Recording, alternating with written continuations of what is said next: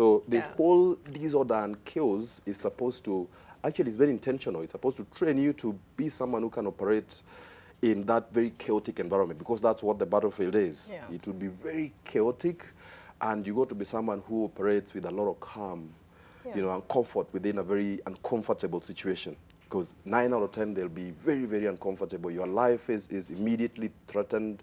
You know, you could lose it the next second. So any momentary lack of attention, or when, you know, you cannot embrace these distractions and make perfect order out of them, you're gone. You're gone. The decision is someone squeezes a trigger, flies at 800 meters per second. You know, and it would hit you like a 10-ton, you know, lorry that's moving at 80 meters, 80 kilometers per hour. That's by going by the laws of momentum. You don't want that. You don't want that to happen to you. So that training has a lot of importance to just build into you. Actually, they say it breaks you from a normal civilian into a soldier. That's the basic military training. Conversion. So when you're now in cadet training, after the 8 months, you now go through, you know, professional development. So they call it a senior cadet term. So you go through now, you're being converted into something more serious, you know, more professional. The differentiation is now getting on, you know, catching on. And people start to get to appreciate. But I mean, I shall say that sharing the same sentiments, nothing comes close in terms of development of a human being. months. Yes. 22. Okay, in the 22, what's the deadline of quitting? The deadline of... the deadline of quitting. As in, ikipita hii mwezi, hauwezi toka. Nani alisema iko deadline? This is voluntary. Unaingia. Let me tell you, if people knew what used to happen in the military, because I remember before we went in, we went like asking people, how is this thing? And then I realized nobody really has an answer.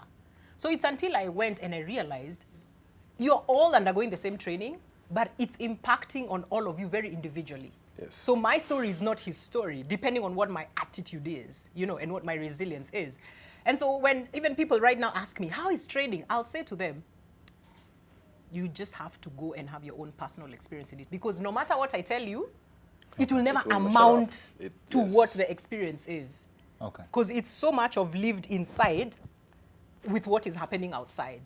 And, you know, so for me, I think what I loved about it is that I knew I was physically fit.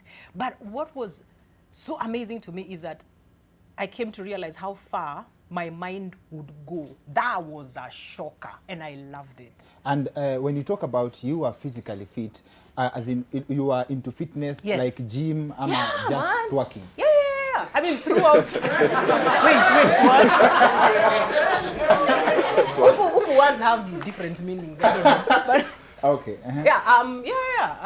You are as in a gym person, Nini? So I went to USI for my undergrad and my graduate school. And me and nilikuwa mtu wa gym. So I knew I was, you know, I was good.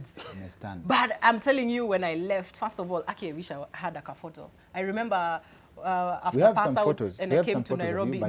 But the job. Yeah. But now this one where now we came, during training, there's a photo I took.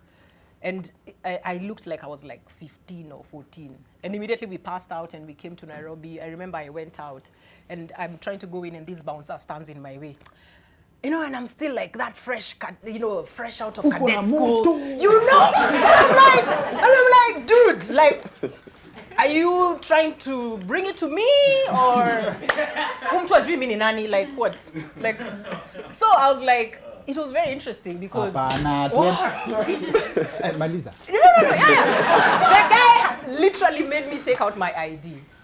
He was like, you're underage. And I was like, I'm really flattered, but get out of my way. And he's like, your ID. So I give him my military ID. Oh, madam, pole. And I'm like, You don't see happy endings, Sidio. That's not what we expected. You expect that what? That was your moment to shine. I did.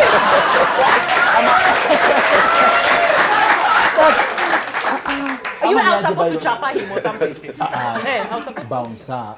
Byron, what would have been a happy ending? He becomes my boyfriend. No. Okay. You wouldn't. No, but he hasn't done anything to deserve it. He's doing his job. And I think this is what we need to realize also, even with policemen and the military and everybody else who is in armed security forces. It's not personal. People are doing their jobs. So when you look at it like that, then you obey. And then you don't have drama. But now me, I'm like, you guys, kwani you don't know, me, I'm in the military, I'm in the army. move out of, now why? The guy is doing his job. Okay. You see, in fact, it's more respectful and professional of me to actually respect his hustle. How do you feel? Thank you. Byron. Yes.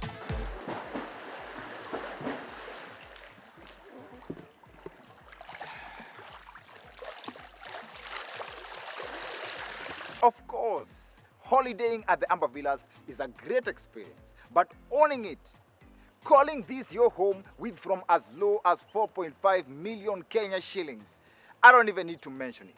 For more information about this property, please visit www.ambervillasmalindi.com or use the contact details on your screen or click the link in the description below.